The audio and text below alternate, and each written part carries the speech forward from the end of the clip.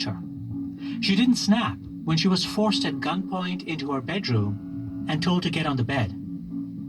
But when she realized the robber might take her camera, that's when I realized this person has no right to come in here and to demand my things or to even be in my space. That was really the first time that I had a strong response to this person violating me.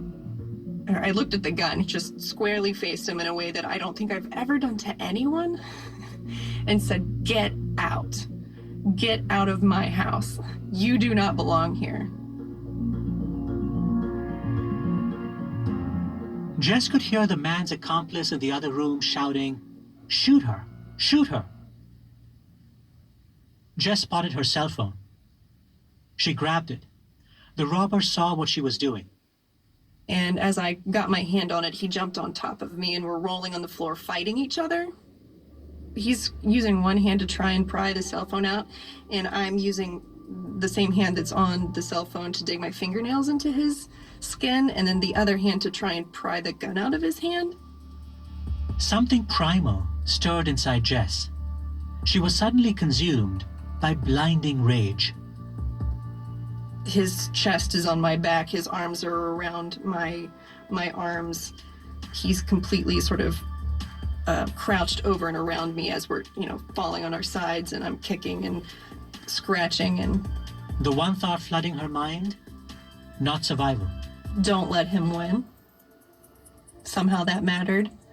I was using every ounce of my physical strength and not caring that I was inflicting pain. And actually being like, that's fine. That's the point. You have to get this phone back out of his hand. I don't know why I was more focused on the phone than the gun, but I was. The second robber barged into the bedroom. There were now two of them in the room.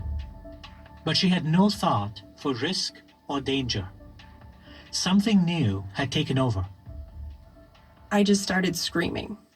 A full-on high-pitch, blood-curdling screech of a scream.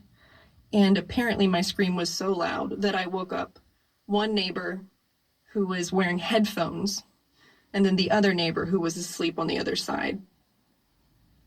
The men were so startled by the screams that they took off. One grabbed Jess's laptop on his way out. Jess's scream woke up her other roommate. Unbelievably, Kim had slept through the whole thing. And she opened the door and says, "What's wrong?" And I was like, "Call the police."